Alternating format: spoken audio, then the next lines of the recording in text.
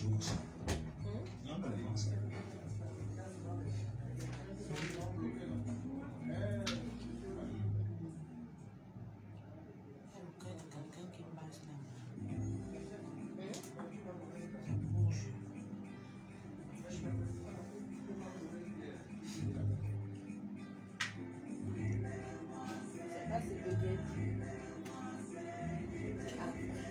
c'est ce que je lui ai dit après l'émission.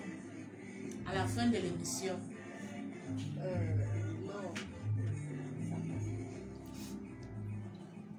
Ramenez les âmes au Seigneur au travers de l'évangile du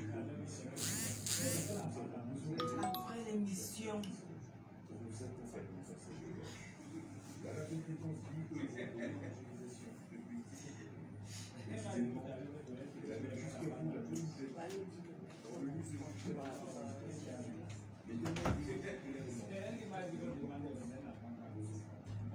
c'est pourquoi, que vous soyez chrétien ou pas, nous vous invitons à soutenir notre à cette radio, à cette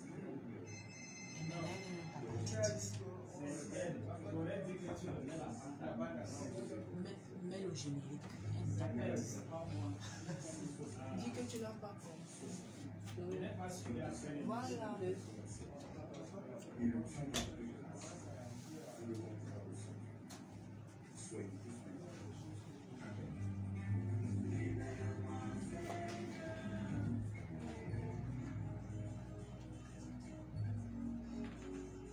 Si je continue à vivre, c'est le plus mauvais, c'est moi.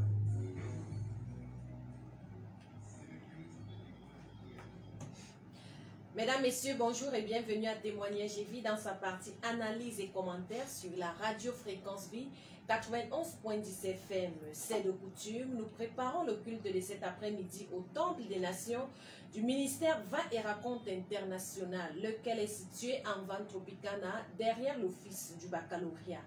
Il faut le dire, les cultes là-bas se font du lundi au vendredi 16h-20h et le dimanche 8h-12h. C'est une semaine capitale. Il est impératif que les hommes et les femmes reçoivent les 7 types d'onction selon qu'il est écrit dans le livre d'Ésaïe 11, versets 2 à 5, lesquelles oncions seront à même de les catapulter jusqu'à la cime du bonheur, de l'élévation, de la prospérité et bien d'autres. Notons que ces différentes onction agissent dans tous les domaines de la vie. Aujourd'hui encore, les explications, ou plutôt les éclaircissements, seront apportés sur l'onction de la connaissance et l'onction de la crainte de Dieu. Restez à l'écoute sans l'ombre d'un doute. Vous et nous, ensemble, serons richement bénis au sortir de cette émission. Pour vous servir, une grande et dynamique équipe s'est mobilisée. Prise de son, Victorine Waidio, mise en onde, Jean Bienvenu Mani, assisté de Jude Tiala et Georgiani. À ce micro de présentation, je suis Dorette Vie. Avec moi, l'apôtre Angelin Mani. Il est le fondateur de la Doxa Ministry International. Bonjour apôtre. Bonjour Dorette Vie et bonjour une fois de plus à nos fidèles auditeurs scotchés dans les maisons en ce matin. Laure Fouet est notre caméra-woman de circonstances. Francine Bell est également dans ce studio. Témoignage et Vie est un programme du Temple des Nations du ministère Va et Raconte International qui est situé en Van Tropicana derrière l'office du baccalauréat. Nous précisons que nous sommes en direct sur la page Facebook Dorette Vie officielle. L'onction de sagesse, celle de l'intelligence, l'onction du conseil et de force, nous en avons parlé de long à large. Les auditeurs et le peuple de Dieu l'ont reçu et ont été richement bénis. Il n'est pas tard pour toi, bien sûr, qui prend le train en marche aujourd'hui. Nous savons que Dieu a également de la considération pour les ouvriers de la dernière heure. Peut-être pour toi, il te faut l'onction de la connaissance. Tu tombes donc à pic pour avoir des révélations dignes de Dieu. C'est quoi exactement l'onction de la connaissance? Qu'entend-on par connaissance? Qui peut l'avoir? Qui ne peut pas l'avoir? Ces différentes questions, je vous les pose, apôtre Angelin Mani. Nous sommes dans la Bible, dans le livre de Proverbes, chapitre 2, verset 10. La Bible dit, car la sagesse viendra dans ton cœur. Nous avons parlé de l'onction de sagesse déjà, nous n'en reviendrons pas dessus. Voilà. Et la connaissance fera les délices de ton âme. La connaissance, l'onction de connaissance, fait les délices d'une âme. Qui dit une âme, dit une vie. Qui dit une vie, dit une étoile. Donc c'est la connaissance qui fait les délices, qui amène la réjouissance, qui amène la célébration, qui amène les témoignages dans la vie de quelqu'un. Aujourd'hui, dans le corps du Christ, nous avons l'onction de connaissance qui opère dans certains hommes de Dieu et certaines femmes de Dieu que nous appelons les prophètes.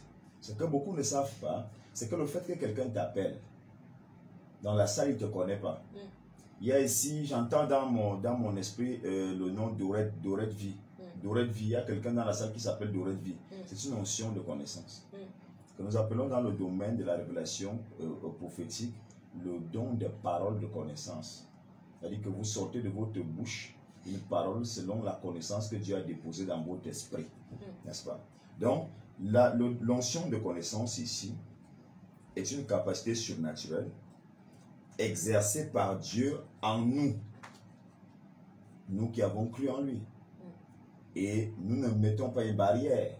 Ceux qui nous écoutent, qui n'ont pas encore cru en Jésus, peuvent véritablement expérimenter Jésus, peuvent rentrer en amour, en alliance avec Jésus et produire, vivre, expérimenter ces mêmes onctions. L'onction de connaissance, donc, est une capacité surnaturelle exercée par Dieu en nous pour distinguer. Donc, c'est une onction qui vient dans nos vies pour nous permettre de distinguer les hommes. Vous aurez dit, vous êtes devant quelqu'un, dans un taxi. Et puis vous entendez l'Esprit de Dieu déposer en votre cœur une onction de connaissance sur la personne. C'est pour ça que vous allez vous rendre compte qu'aujourd'hui, les gens sont nombreux dans les ministères prophétiques. Pourquoi? Parce que dans ces ministères, il y a l'onction de connaissance. Ils savent que quand ils vont là-bas, même s'il fait 2 mois, le prophète ne se retourne pas vers lui pour lui dire quelque chose. Un jour, Dieu va mettre une onction de connaissance pour sa vie, pour son cas spécifique et particulier, et l'homme de Dieu, la femme de Dieu va parler sur lui ou sur elle. L'onction de connaissance est donc capitale, même pour l'exposition et l'évangélisation, même pour l'émancipation et l'épanouissement du peuple de Dieu et de l'Église. C'est très important. Parce que quand il n'y a pas de révélation dans une église, dans un ministère, chacun va dire ce qu'il veut dire, chacun va penser ce qu'il veut penser, et les gens vont s'égarer, chacun va faire ce qu'il veut faire, parce qu'il n'y a pas l'orientation, il n'y a pas la distinction des choses telles qu'elles doivent être, telles qu'elles doivent se faire, telles qu'elles doivent se vivre, telles qu'elles doivent se dire. Donc, ça donne donc, quand l'onction de connaissance atterrit dans nos vies, ça nous permet donc de distinguer les hommes. Quand vous êtes avec des gens, vous savez de qui sont faux, de qui sont vrais, de qui vous pouvez utiliser, avec qui vous pouvez travailler pour atteindre un certain résultat dans la vie, même dans votre entreprise, dans votre maison, dans votre famille. Vous savez, si vous êtes en Europe par exemple, pour ceux qui nous écoutent au-delà des frontières, si vous êtes en Europe par exemple et que vous voulez construire, vous voulez engager de grands chantiers, mettre sur pied de grandes structures au pays, l'Esprit de Dieu, quand vous avez l'onction de connaissance, vous donne des personnes. Vous donne des personnes. Vous recommande des personnes. Même les pasteurs, beaucoup de pasteurs, j'aime toujours toucher ce domaine-là parce que c'est un domaine dans lequel je suis depuis déjà aujourd'hui presque 18 ans. J'ai vu beaucoup de pasteurs aussi, des frères et des sœurs dans le Seigneur, faire des erreurs parce qu'il leur manque l'onction de connaissance. Ils marchent avec de mauvaises personnes, responsabilisent des fausses personnes à l'église, tournent avec des fausses personnes, parfois même prennent des faux maris, des fausses femmes, bref, ils s'entourent ils se saturent des personnes aux énergies impossibles de permettre leur évolution parce qu'il leur manque l'onction de connaissance. Donc l'onction de connaissance vous permettra de distinguer les hommes, vous permettra de distinguer profondément, clairement des choses. Les choses, vous aurez la compréhension, vous aurez la capacité d'avoir des éclaircies sur des choses qui sont devant vous. Vous ne vous tromperez pas. Vous ne vous tromperez pas sur les lieux. Vous ne vous tromperez pas sur des choses. Donc, ça vous permet de distinguer les hommes, les choses, les situations. Les situations. Quand il y a quelque chose qui ne va pas quelque part, l'onction de connaissance vient dans vos vies et il commence à vous détailler la situation. Vous montre là où il y a le problème. Vous montre là où il faut toucher pour que les choses changent. Vous montre ce qu'il faut faire pour que les choses s'améliorent. C'est ça l'onction de connaissance. Ça vient, ça vous ouvre les yeux. Ça vous ouvre les yeux de l'esprit. Ça vous dit, c'est comme un écran devant vous. Ça met les choses devant vous à nu avec précision. Voilà pourquoi vous entendez les hommes dire, donner les numéros de téléphone des gens pendant les cultes prophétiques. C'est pas ça la prophétie. C'est un don, c'est une onction opérant dans le ministère d'un prophète. Parce qu'il y a des gens qui confondent. Le prophète, le ministère prophétique n'est pas prédit l'avenir. C'est pas voir les choses avec précision, non. Non. C'est dire des choses motivées par l'esprit qui vont arriver. Parfois même des choses qu'on n'a pas vues, des choses dont on n'a pas le contrôle. Par exemple, nous parlons à l'église, pour ceux qui écoutent Radio Fréquence Vie, parfois dans nos prédications, vous entendez, telle chose qui est arrivée, telle ne va pas vous arriver au nom de Dieu, ça c'est ça prophétiser. Motivé par l'esprit, vous déclarez des choses qui vont s'accomplir. C'est dans le fait que ce qu'un prophète a dit s'accomplisse qu'on sait qu'il est véritablement un prophète de Dieu. C'est vrai qu'il y a des prophètes de Satan aussi qui disent des choses qui s'accomplissent. Mais la Bible déclare, ce n'est pas l'accomplissement d'une promesse qui a été dite par un prophète qu'on saura qu'il parle de la part de Dieu. N'est-ce pas? Et on a vu des prophètes dans la Bible qui n'avaient pas, n'avaient pas toute la connaissance. Parce que le don de connaissance, c'est un don qui est de Dieu. L'onction de connaissance, c'est une onction qui est de Dieu. Et Dieu, l'apôtre Paul a dit que nous connaissons en partie. Et la preuve que nous connaissons en partie est que nous avons vu Élisée qui a prié pour une femme, la tsunamite, et elle a enfanté. Il est parti. Et cette femme, son enfant va mourir. Élisée n'a pas été au courant. Et Élisée demande à Dieu, Père, Seigneur, pourquoi tu m'as caché la souffrance et la douleur et la peine que cette femme était en train de traverser? Il le dit, c'est dans la Bible. Il dit, pourquoi tu m'as caché ça? Parce que c'est Dieu qui donne l'onction de connaissance et il décide de nous révéler ce qu'il veut et laisse cacher ce qu'il veut. Ça le regarde. Nous allons par exemple voir le même Élisée avec l'onction de connaissance. Géasi, son serviteur, va prendre les offrandes que Naaman avait apportées pour Élisée, que Élisée, son maître, a refusé, mais lui passe par derrière pour aller prendre. Quand il revient, son maître lui demande, parce qu'il a l'onction de connaissance.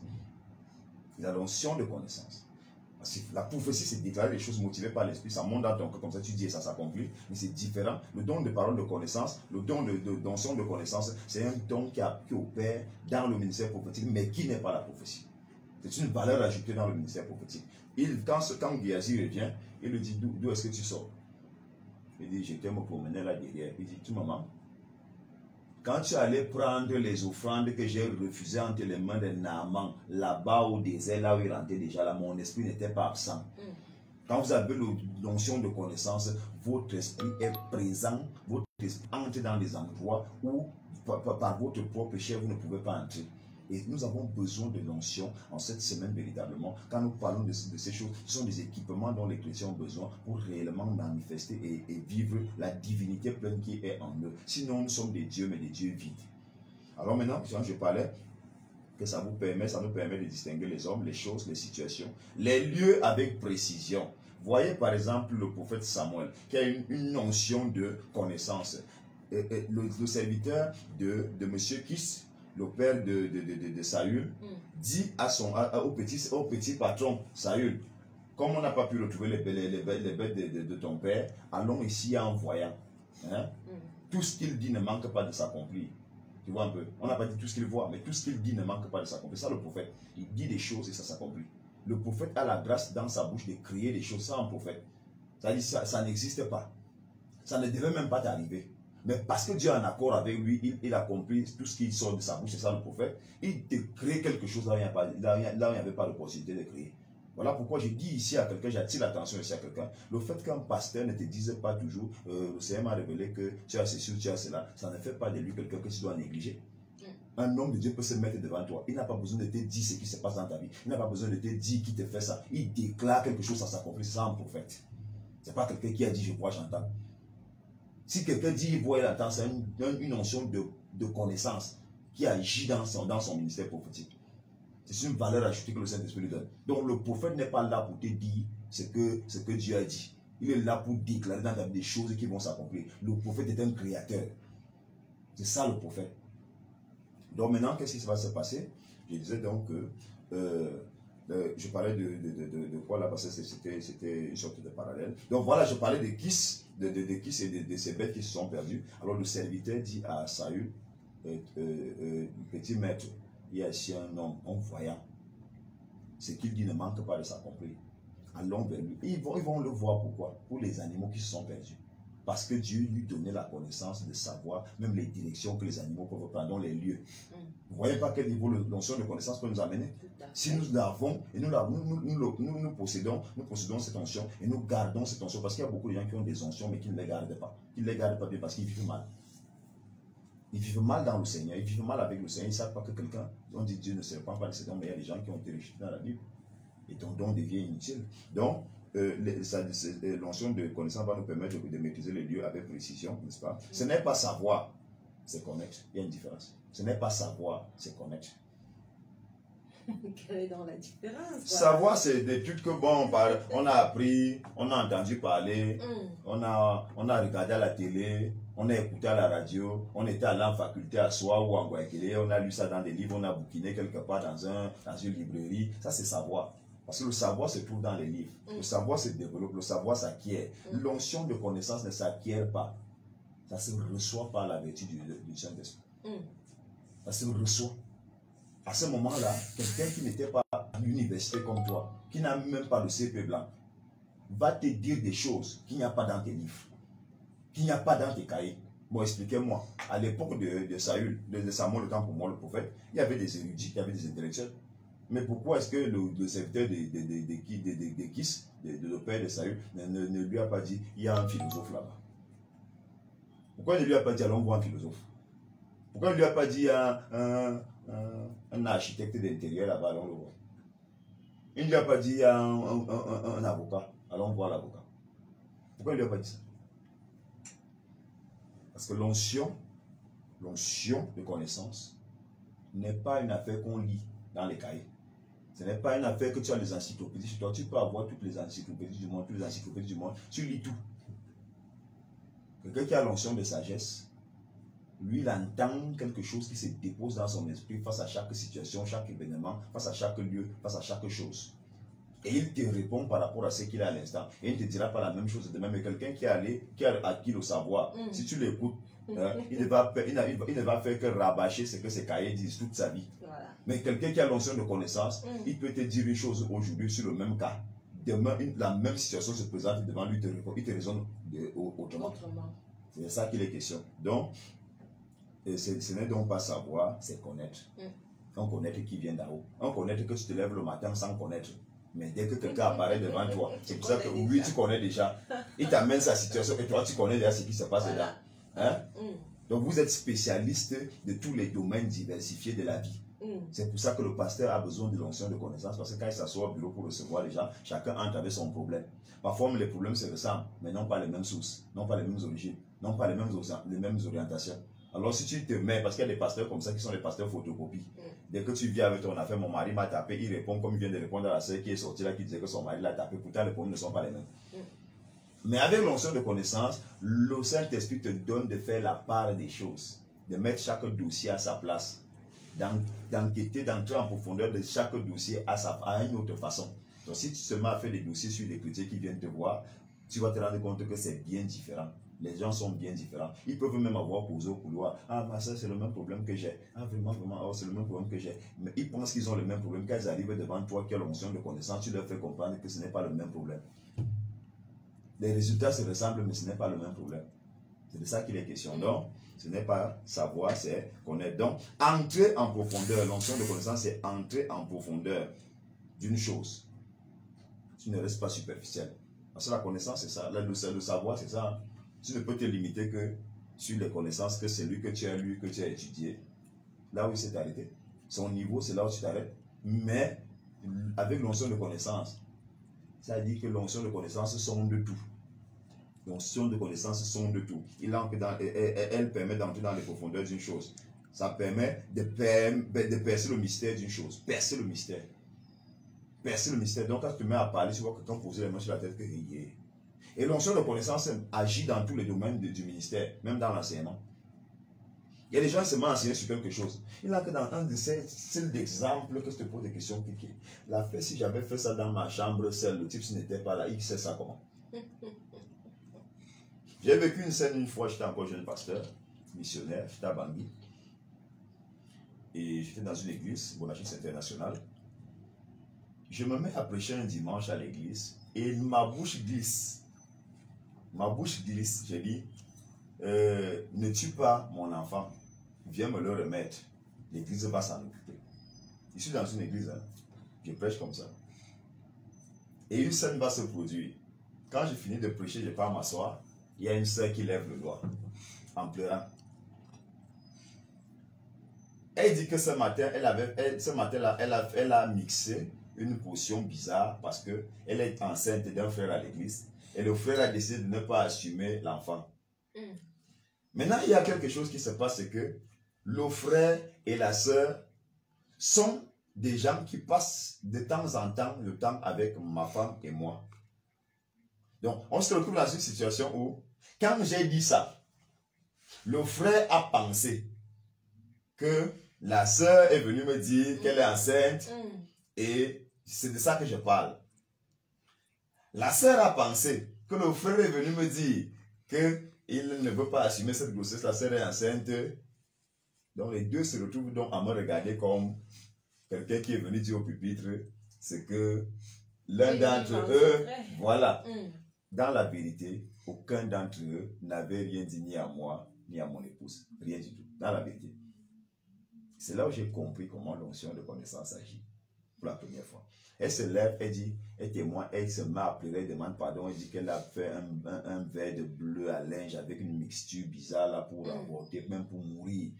Parce que la personne, elle n'a pas cité le nom de la personne.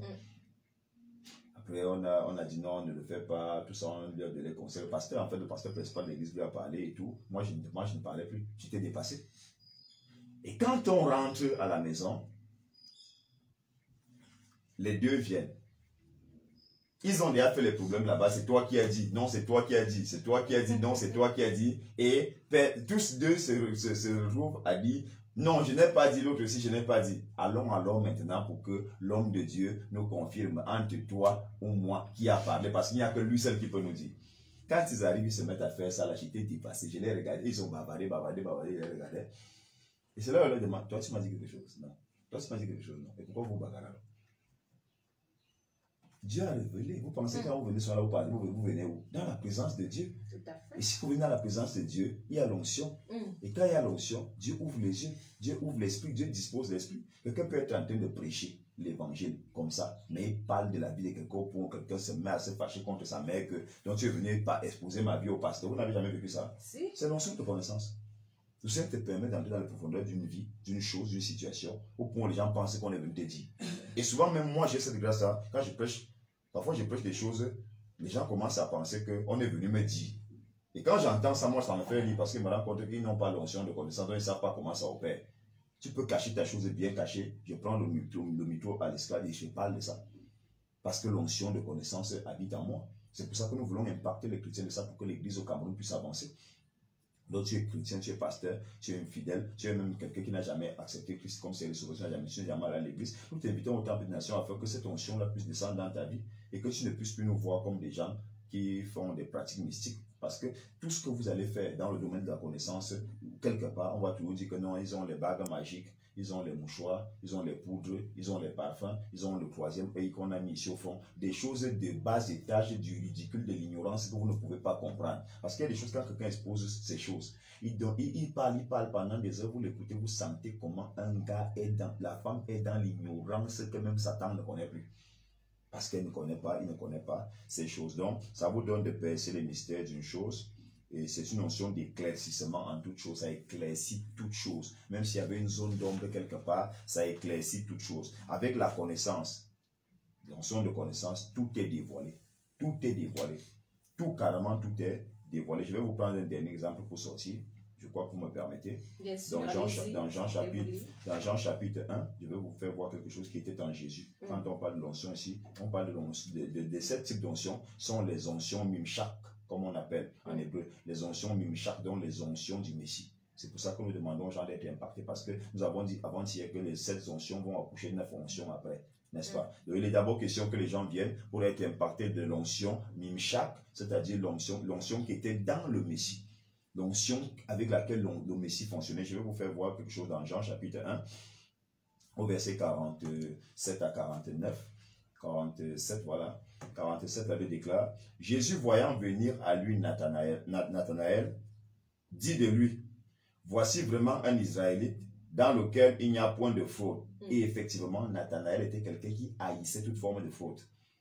Il n'aimait pas. Un homme droit comme vous ne pouvez pas imaginer. Parce qu'il y a des hommes comme ça, qui ne sont pas encore chrétiens, mais ils sont plus droits que les chrétiens. Ça existe. Nous les encourageons seulement maintenant à venir rencontrer Christ afin que leur droiture ait un sens dans la présence de Dieu. Parce que ta droiture sans Christ est inutile. Ta sainteté, ta pureté sans Jésus est inutile. Tu peux te sauver par toi-même, mais la Bible déclare que personne n'est pas entré au ciel si ne passe par Jésus. Alors, Jésus voyant venir à lui Nathanaël, dit de lui, voici vraiment un Israélite dans lequel il n'y a point de faute. 48, d'où me connais-tu? Vous voyez, il utilise ici le mot connaître, le verbe connaître. Il dit, d'où me connais-tu? Pourquoi? Parce que ce que tu viens de dire là, c'est sur ça que je base ma foi et je me bats depuis que je suis raisonnable, depuis que j'ai la conscience, depuis que je suis mature, depuis que je suis mûr, je me bats à respecter les lois de mon Dieu avec crainte et tremblement. C'est ce que Nathanaël lui dit. D'où me connais-tu? Lui dit Nathanaël. Jésus lui répondit, avant que Philippe t'appelât, quand tu étais sur le figuier, je t'ai vu. Les yeux sont ouverts. C'est la connaissance. La connaissance, c'est quand vous voyez les gens à l'église, on cite les numéros de téléphone, on dit c'est la magie. Mais Jésus était capable de voir quelqu'un qui est sous un arbre, quelque part, assis là où il est. Bon, on a cru en qui? Vous voyez, c'est parce que les gens ne sont pas enseignés qu'ils disent n'importe quoi, jusqu'à pécher, blasphémer contre le Saint-Esprit. Qu'un homme de Dieu à l'église prenne le micro et te donne ton numéro de téléphone, ce n'est pas impressionnant, c'est normal dans l'église. L'onction là est normale d'opérer à l'église. Et te disent même dans quel quartier tu habites. Oui, le numéro de la rue. Parce qu'on a vu ça avec Barnabas, je pense, celui qui a ouvert les yeux de l'apôtre Paul. Oui, comment on l'appelait Ananias. Ananias, oui. Ou Barnabas, voilà Ananias, oui. on se souvient. C'est lui qui a ouvert les yeux Ananias. Parce que le Seigneur l'a bien sûr indiqué que tu vas dans telle rue, à tel niveau. Voilà. Le Seigneur parle des rues, le Seigneur parle des villes, le Seigneur parle de tout ça. Donc, il dit, d'où me connais-tu? Lui dit Nathanaël. Jésus lui répondit, avant que Philippe t'appelât, quand tu étais sous le figuier, je t'ai vu. Où? Comment? À distance. À des kilomètres. Tu m'as vu comment? À des distances, toi, tu m'as vu comment? Pourquoi Nathanaël ne lui a pas posé cette question? Pourquoi Nathanaël n'a pas fui? Parce qu'il y a des pasteurs qui prêchent dans leurs églises, quelqu'un qui donne des trucs comme ça avec précision, a un pacte avec Satan. Ça veut dire que lui-même, il manque d'onction. Il ne comprend pas ce que c'est l'onction. Il ne connaît pas à quel niveau l'onction de connaissance peut opérer. C'est Jésus qui le dit, mais il était chez lui. Et Philippe et Nathanaël étaient loin. Mais il les voit. Il les connaît là-bas. Vous voyez donc qu'il faut qu'on revoie même notre histoire de naître de nouveau ciel. Parce que la naissance de nouveau, j'entends toutes les doctrines possibles tous les jours. Mais c'est dans les manifestations qu'on saura que tu es né de nouveau, tu n'es pas né de nouveau. On a vu des éléments pendant que le Seigneur m'a mené dans le ministère prophétique. Un frère qui est venu. Et quand le Seigneur a ouvert les yeux, j'ai commencé à parler sur la relation avec son ami, et meilleur ami et tout. Lui-même, il a entré dans les détails. Et selon que j'avais ouvert le banc, il a commencé à pleurer. Dieu parle comme ça. Si vous commencez à combattre ça, vous combattez l'œuvre du Saint-Esprit dans l'église. Et je vous ai dit dernièrement que dans les actes des apôtres, selon le Talmud de Jérusalem, n'est-ce pas, les œuvres que les apôtres ont faites, ce n'est pas tout ça qu'il y a dans les actes des apôtres. Les miracles que Jésus a fait, ce n'est pas tout qui est dans la Bible. La Bible déclare qu'après sa résurrection, il a fait des miracles qui n'ont pas été consignés là. Parce que si on tentait de consigner, ce qu'on n'a pas les Bibles que nous avons en papier, on allait avoir les conteneurs des Bibles. C'est-à-dire que ce qu'il a fait dans la Bible qui est étudiée là est petit par rapport à ce qu'il a fait après sa résurrection. Nous avons cru en qui? Nous prêchons qui? Vous ne pouvez pas prêcher, faire un ministère avec un Jésus que vous ne connaissez pas. Un Jésus paralytique. Donc, d'où me connais-tu, lui dit Nathanaël. Jésus lui répondit, avant que Philippe t'appelât, quand tu étais sur le figuier, je t'ai vu. Nathanaël répondit et lui dit, Rabbi, tu es le fils de Dieu, tu es le roi d'Israël. Pourquoi est-ce qu'il croit? Si vous savez que le ministère, l'onction de parole de connaissance, l'onction de connaissance peut faire que beaucoup de gens se convertissent au Seigneur. Beaucoup d'entre nous aujourd'hui, ils pensent prêcher l'évangile en critiquant les gens, en insultant les gens, en se querellant avec les gens. Oh, tu vis dans l'adultère, tu iras en enfer. C'est comme ça que Jésus prêchait. C'est ça prêcher. Pas du tout. Évangile, ce n'est pas la bonne nouvelle. Quelqu'un ira en enfer, c'est une bonne nouvelle, ça. Donc Jésus parlait comme ça. Pas du tout. Les Pierre parlaient comme ça. Quand vous regardez Actes des Apôtres, vous avez vu ça où? Notre façon de prêcher, là, on a pris ça. Ce sont les querelles, ce n'est pas la prédication, ce sont les querelles, ce sont les règlements de compte. Et vous allez vous rendre compte que dès qu'on donne le micro à quelqu'un à l'église un petit temps, comme il n'a pas l'onction de connaissance, il se met seulement à insulter tout le monde. S'il a appris au couloir que tu es adultère, il va fabriquer ça, il va fabriquer un truc comme ça, pour essayer d'expliquer ça aux gens à l'église comme ça. Même s'il ne cite pas ton nom, mais tu sens que c'est de moi qu'il est en train de parler. Parce que les gens prêchent les commentaires aujourd'hui. Les gens prêchent les faits divers. Ils n'ont pas l'onction de connaissance. C'est pour ça qu'ils dirigent le peuple de Dieu avec des règlements de compte, des rancunes, des haines. Donc je dis, d'où me connais-tu, lui dit Nathanaël. Jésus lui répondit, avant que Philippe t'appela, quand tu étais sous le figuier, je t'ai vu. Nathanaël répondit et lui dit, Rabbi, tu es le fils de Dieu, tu es le roi d'Israël. Parce qu'il a dit ce que, parce qu'il a exposé la connaissance de Nathanaël. Nathanaël, il a dit ce que Nathanaël était, il a dit qui Nathanaël était. Nathanaël a cru que c'est vraiment le Messie. Donc, quand vous avez l'onction de connaissance, les gens vont croire à votre prédication. Les gens vont croire à votre évangile et il faut désirer ce genre de don. Parce que aujourd'hui, beaucoup de gens prient le Seigneur pour prêcher. Moi, je n'ai jamais prié le Seigneur pour être un bon prédicateur ou un bon enseignant. J'ai prié le Seigneur pour avoir toutes les onction qui étaient en lui afin de faire son travail à la perfection. Voilà. Vous écoutez Témoignage et Vie dans sa partie analyse et commentaires sur la radio Fréquence Vie 91.10 FM. Témoignage et Vie est un programme du Temple des Nations du ministère Va et Raconte International qui est situé en Vantropicana, derrière l'office du baccalauréat. Il faut le dire, là-bas les cultes c'est du lundi au vendredi 16h-20h et le dimanche 8h à 12h. Cette semaine, c'est la semaine de la réception des 7 onctions. Aujourd'hui, nous sommes rendus à la 6e et à la 7e onction, à savoir l'onction de connaissance et l'onction de la crainte de Dieu. Les hommes et les femmes, comme le disait l'apôtre Angéline tout à l'heure, doivent désirer véritablement recevoir ces oncions, lesquelles permettent d'accomplir certaines choses et de dire des oracles de Dieu. Mais apôtre, avant que je n'entre dans une autre question, j'aimerais savoir si tout le monde peut recevoir cette onction de connaissance. Est-ce que ce n'est pas seulement l'exclusivité des hommes de Dieu? Non, c'est pour tous les croyants, tous ceux qui ont cru en Jésus. Et nous invitons même ceux qui n'ont pas encore cru en Jésus de croire en Jésus. Nous faisons ici la promotion de quelque chose de salvifique. C'est comme si j'avais découvert un bon dentifrice et un bon savon et je ne le présentais pas à tous ceux qui sont autour de moi. C'est être égoïste et malhonnête aussi. C'est être méchant même. N'est-ce pas? C'est être chauvin. Je veux que tout ce qui est de bien et qu'il y a de bien soit pour moi. Moi, j'aimerais que la Bible demande d'aspirer aux dons les meilleurs.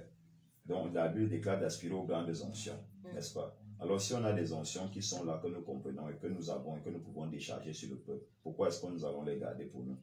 Parce que si une brebis, il y a certaines choses que nous faisons comme Moïse, qui juge le peuple, qui dirige le peuple, qui parle des histoires du peuple du matin jusqu'au soir, au pour son foyer est menacé, sa femme Séphora rentre chez son père et tout, avec les enfants, Moïse reste à la maison, il ne se rend même pas compte que son foyer est en train de se gâter, n'est-ce pas? Donc, quand l'onction est descendue sur les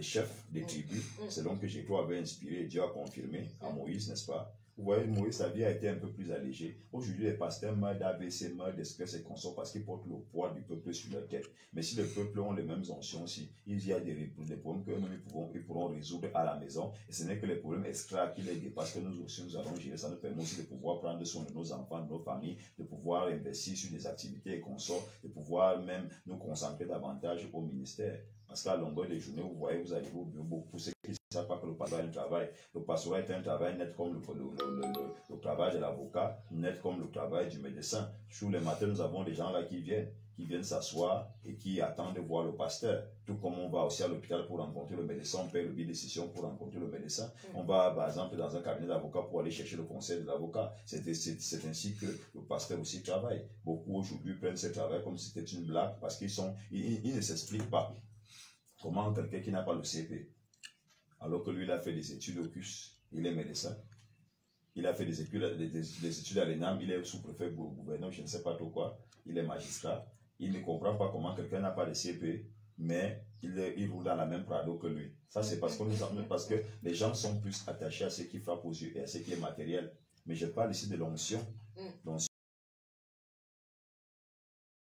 de connaissance. Quand l'onction de connaissance atterrit sur un homme de Dieu, il est assis à l'église au même titre que tu es à la sous-préfecture, à la préfecture, au même titre que tu es assis dans ton cabinet d'avocat, au même titre que tu es assis à l'hôpital en tant que médecin, au même titre que tu es assis au commissariat en tant que commissaire de police, au même titre que tu es assis à la gendarmerie en tant que CV. C'est la même chose parce que tu es assis là parce que tu as une connaissance dans un domaine. Lui aussi, il est assis à l'église et il dirige les gens et il peut rouler en Prado parce que les gens nous reconnaissent ce qu'il fait pour eux comme étant bien et viennent donner leur bien. Tout comme quand on vient voir le médecin, on paie le billet de session. Quel est l'hôpital qui fait consulter les gens gratuitement?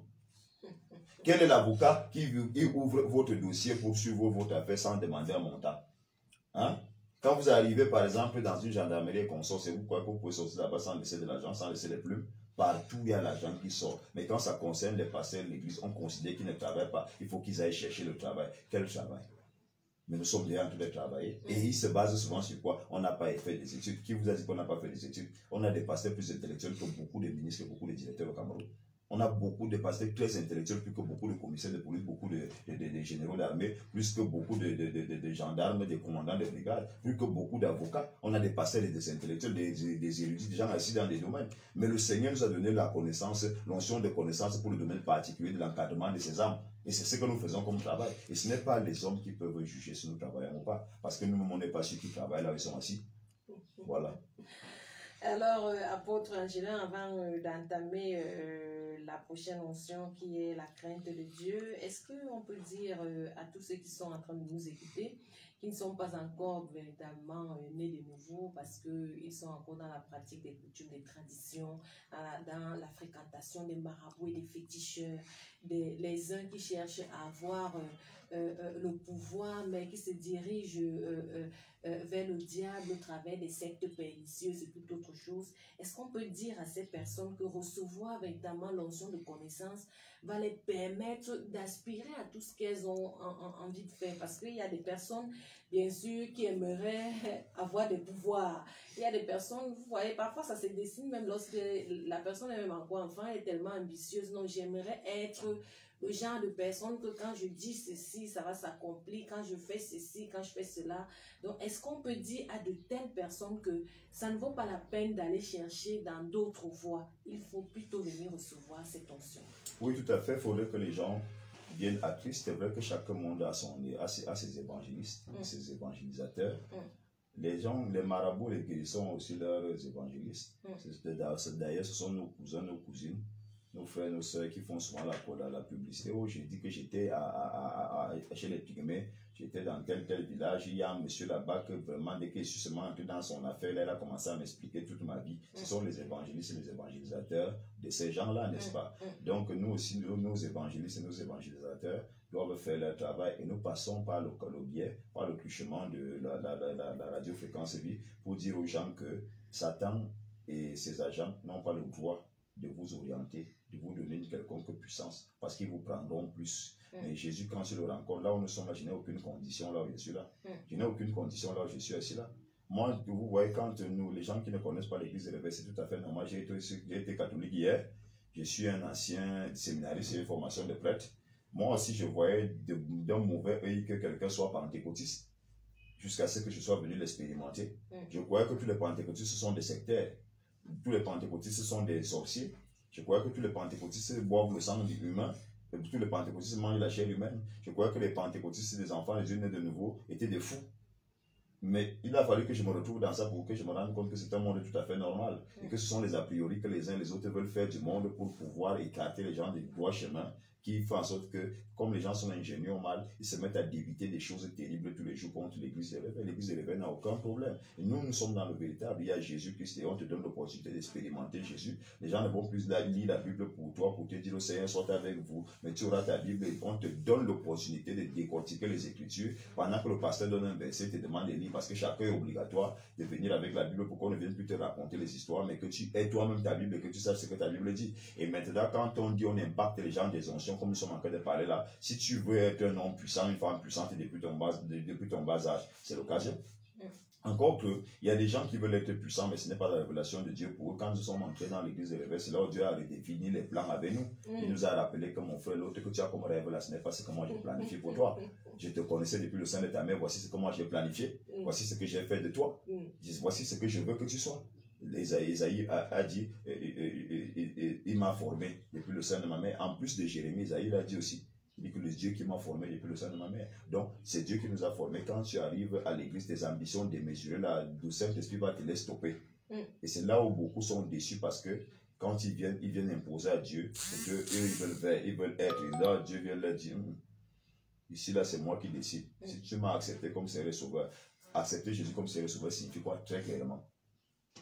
Que tu acceptes que Dieu devienne et que Dieu te sauve d'abord. Ça signifie que dans la vérité, tu n'avais plus de vie. Du moment où Adam et Ève ont péché au jardin d'Éden, nous n'avons plus de vie. Les hommes qui naissent des femmes n'ont plus de vie. Toute la gente humaine n'a plus de vie du moment où Adam et Ève, parce que Dieu leur avait dit, le jour où vous mangerez de ce fruit, de l'arbre de la connaissance du bien et du mal, vous mourrez. Nous sommes d'accord que ce n'est pas le même jour qu'ils ont mangé qu'ils sont morts. Voilà. Donc il ne parlait pas ici de la mort physique, il parlait de la mort spirituelle. Tout à fait. Et donc quand nous sommes nés, quand ils ont mangé ce fruit et que ils ne sont pas morts physiquement mais spirituellement, ils avaient perdu la... Parce que quand on parle de mort ici, c'est perdre la connexion d'origine qu'il y avait entre Dieu et les hommes. Tout à fait. Et ça s'est même matérialisé au jardin d'Éden. La Bible déclare que Dieu venait chaque soir parler à Adam. Ce n'est pas Adam qui partait. Dieu venait chaque soir parler à Adam. Dieu venait chaque soir causer avec Adam comme un ami cause avec un ami. Mais vous connaissez combien d'hommes aujourd'hui qui savent que Dieu parle? Quand vous dites même que Dieu t'a parlé, tu prends pour un malade. C'est la preuve qu'il n'est pas né de nouveau.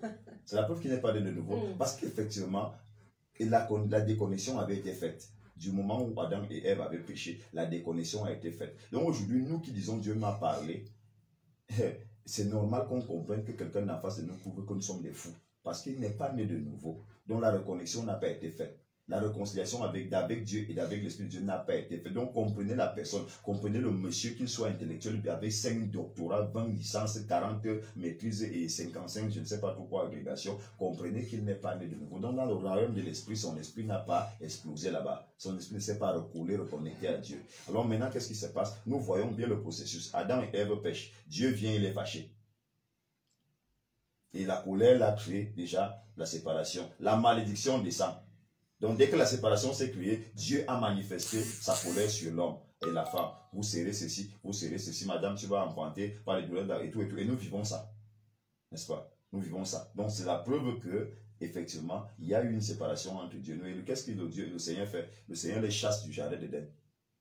Donc on voit ici, il quitte le règne de l'esprit pour entrer dans le règne physique, le règne matériel. Donc tous ceux qui naissent du ventre d'une femme et qui n'ont pas connu Jésus comme Seigneur et Sauveur jusqu'à aujourd'hui, n'est-ce pas, sont hors du jardin d'Éden. Et ceux qui acceptent Jésus comme Seigneur et Sauveur, leur esprit rentre au jardin d'Éden. C'est pour ça que nous sommes capables de voir des anges, nous sommes capables d'avoir des révélations, nous sommes capables d'avoir des songes, nous sommes capables d'avoir des visions, nous sommes capables de manifester ce que l'Esprit de Dieu veut manifester au travers des hommes. J'impose la main à maladie guérie. C'est parce que mon esprit essaie de reconnecter à la source d'origine qu'Adam et Ève avaient perdue. C'est ça la naissance de nouveau. C'est ça la naissance de nouveau, la reconnexion à Dieu. La reconnexion à Dieu. On voit bien ces deux réalités. Le jardin d'Éden qui est le monde spirituel, le règne de l'esprit reste. Et Dieu chasse Adam et Ève du jardin d'Éden, se retrouve dans un monde matériel, un monde physique. Donc, tant que quelqu'un n'a pas accepté Jésus comme Seigneur et Sauveur, il est typiquement et purement charnel. Il est typiquement et purement matériel. Il n'est pas spirituel. Et la Bible déclare que l'homme animal ne comprend pas les choses de l'esprit. Chaque fois que vous lui parlerez des choses qui concernent Dieu, il est carrément étranger. C'est là où il va commencer à vous sortir des théorèmes, des théories pour essayer de contredire ce que vous dites, ce que vous faites. C'est normal, comprenez-le, c'est un charnel, c'est un animal. Il ne peut pas comprendre les choses de l'esprit s'il n'est né de nouveau. Donc la naissance de nouveau de laquelle nous parlons, la reconnexion à Dieu de laquelle nous parlons, l'acceptation de Jésus comme Seigneur et Sauveur, c'est une façon de te dire. Parce qu'Adam et Ève ont péché, ils ont été chassés du royaume et obligatoirement il y a séparation entre le spirituel et le charnel. Désormais, l'homme hors du jardin d'Éden, l'homme hors de la réalité avec Dieu est un homme animal. C'est la Bible qui le déclare. Paul l'a dit, l'homme animal ne comprend pas les choses de l'esprit. Parce que l'esprit c'est le royaume des cieux, c'est le paradis dans lequel Adam et Ève avaient été expulsés. Donc, nous fonctionnons comme ça quand nous ne sommes pas encore en Christ, nous sommes hors du jardin, hors des délices du jardin, hors des réalités du jardin, hors de la vie du jardin, hors de posséder les possessions spirituelles du jardin. Voilà pourquoi il y a toujours des contestations quand vous parlez de certaines réalités spirituelles. Vous qui êtes nés de nouveau, les gens vous prennent pour des patoqués, ils vous prennent pour des cons, alors que c'est eux qui sont cons, dans la vérité. Donc maintenant, qu'est-ce qui se passe quand vous acceptez Jésus comme Seigneur et Sauveur? Vous acceptez qu'il vous sauve de cette situation de séparation, d'abord, d'avec le Père, d'avec Dieu. Parce que c'est le travail qu'il est venu faire. Il est venu réconcilier les hommes avec Dieu. De quelle réconciliation on parle? Cette affaire qui s'est passée au jardin d'Éden. C'est là où il y a eu le fracas, c'est là où il y a eu la séparation, c'est là où il y a eu la scission, c'est là où il y a eu la mitose, c'est là où il y a eu cette, comment je vais appeler ça, pour que quelqu'un d'autre me comprenne encore, c'est là où il y a eu cette dichotomie entre le spirituel et le physique. Dieu a gardé sa réalité spirituelle, ses connaissances, et l'homme est sorti du jardin d'Éden, vidé du côté spirituel. Maintenant, il subit. Il est imposé de vivre certaines choses dont il n'a pas la révélation à l'avance. Il n'a pas le message à l'avance. Pourtant, quand il était au jardin, Dieu prenait le soin de venir le voir, lui parler. Et vous allez vous rendre compte, pour tous ceux qui avaient une relation avec Dieu dans l'Ancien Testament, c'est Dieu qui venait vers eux. Abraham, c'est Dieu qui venait vers lui. David, c'est Dieu qui venait vers lui. Tous ces Noé, c'est Dieu qui venait vers eux. Quand vous êtes quelqu'un de connecté à l'Esprit de Dieu, vous êtes né de nouveau. C'est Dieu qui s'arrange à envoyer des anges vous parler, envoie le Saint-Esprit vous dit ceci, envoyer son Fils vous révéler ceci. C'est pour ça que vous entendez tout ainsi par l'Éternel dans l'Église. Alors maintenant, qu'est-ce qui va se passer? J'étais en train de dire, Dieu donc vient nous réconcilier. Il y a deux mots qui apparaissent ici quand on vous parle de naissance de nouveau. Il y a Seigneur, il y a Sauveur. N'est-ce pas? Seigneur, ça signifie qu'il vient prendre contrôle de ta vie.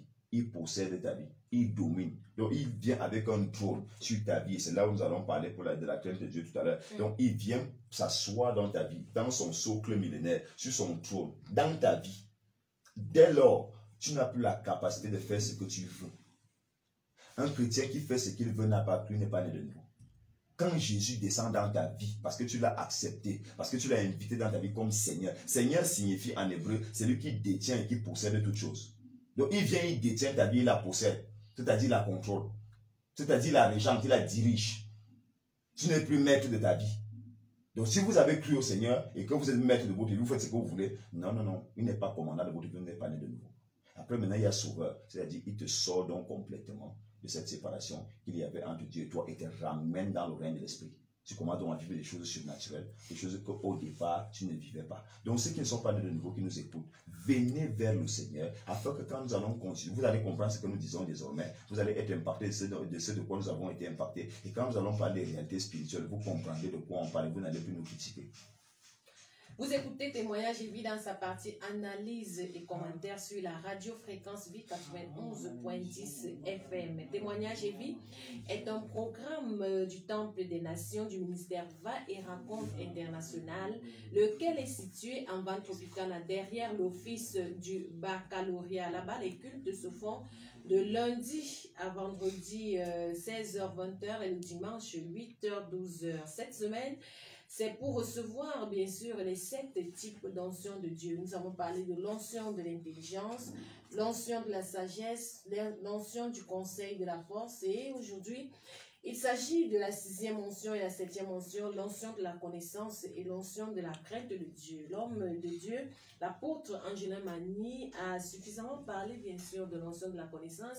Et cet après-midi également, au Temple des Nations, il va encore lever un banc de voile, aller beaucoup plus en profondeur pour expliquer aux hommes et aux femmes la nécessité de désirer cette onction. Et maintenant, nous entamons, apôtre Angélin, avec vous, l'onction de la crainte de Dieu. On a coutume de dire crainte de Dieu, mais beaucoup ne comprennent pas exactement de quoi est-ce qu'il s'agit. Est-ce qu'il s'agit d'avoir peur quand on dit Dieu et puis on commence à trembler, ou de quoi s'agit-il exactement? Ouais, vous savez, quand on parle, les mots ils sont à leur place ici. Hein. Il y a une différence entre crainte et peur. Voilà.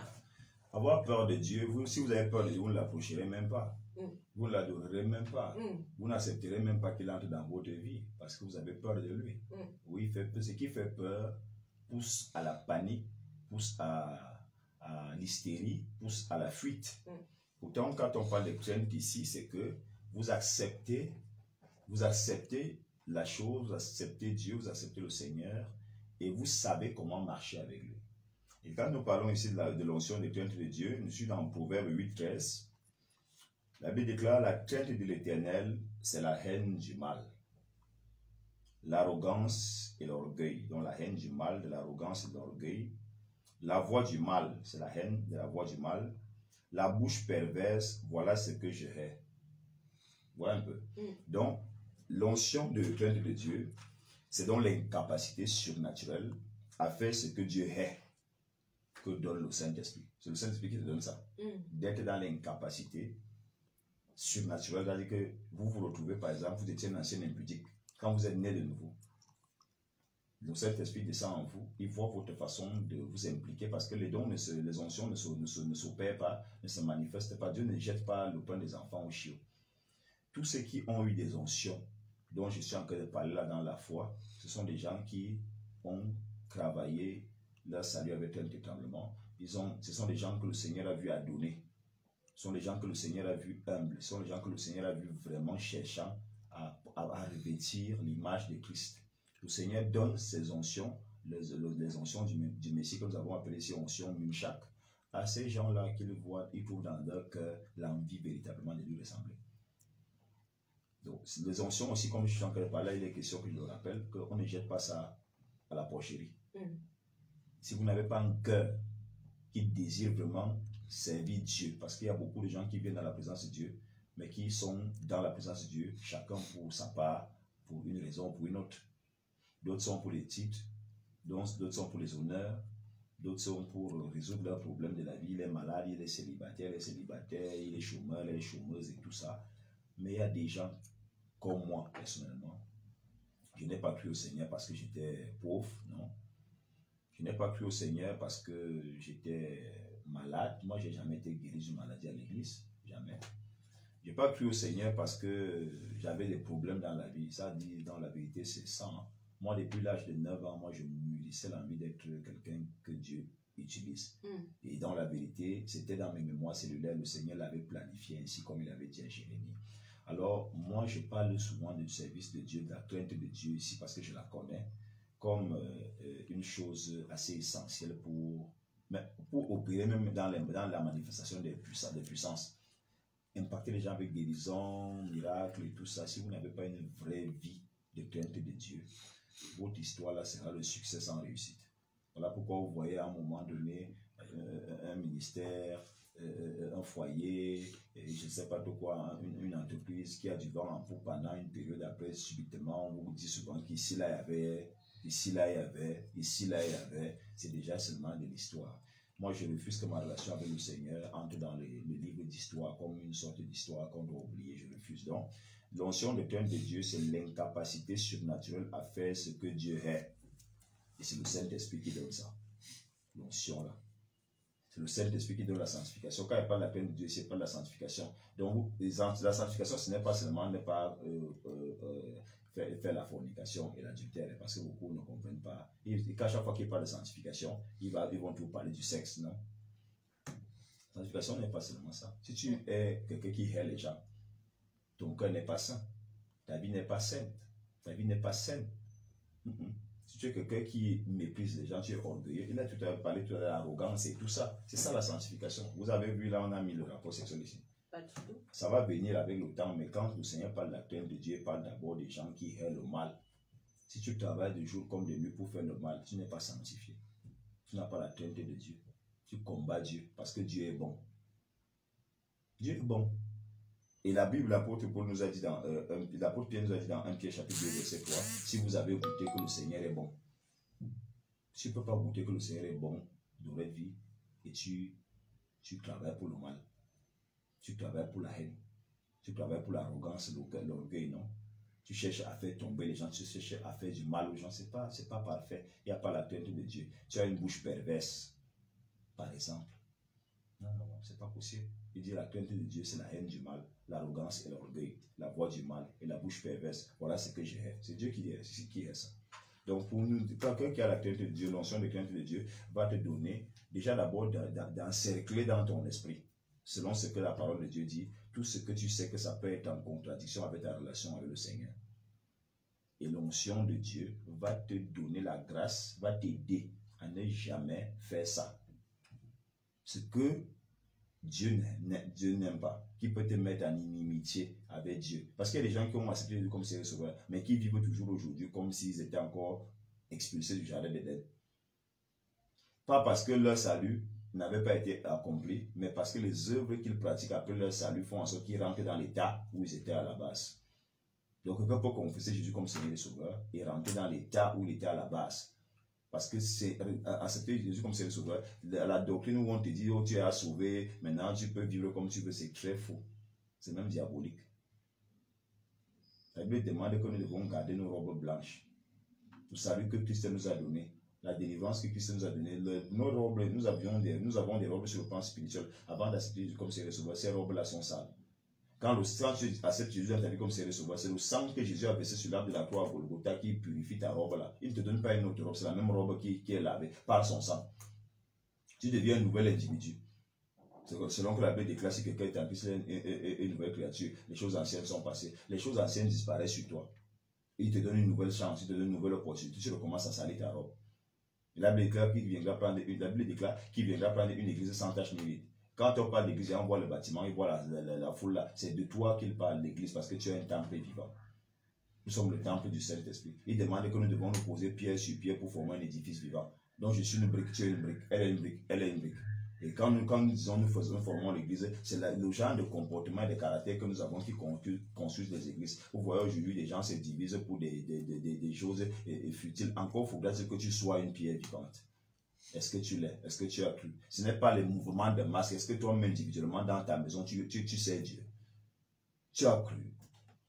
Est-ce que tu as la crainte de Dieu? Si de jour comme de nuit tes pieds courent au mal, tu racontes des choses qui ne tiennent pas sur les gens, tu fabriques des choses contre les gens, tu écris des plaintes parce qu'il y a des choses que Dieu ne peut pas voir un enfant de Dieu écrit. Tu écris des plaintes, tu manques par-ci là-bas, tu appelles, tu fais tu fomentes des choses et consoles. Quelle est la différence entre toi et quelqu'un qui est catholique et toi tu dis qu'il n'a pas cru au Seigneur? C'est ça la crainte de Dieu ici, c'est une incapacité surnaturelle à faire le mal que Dieu est.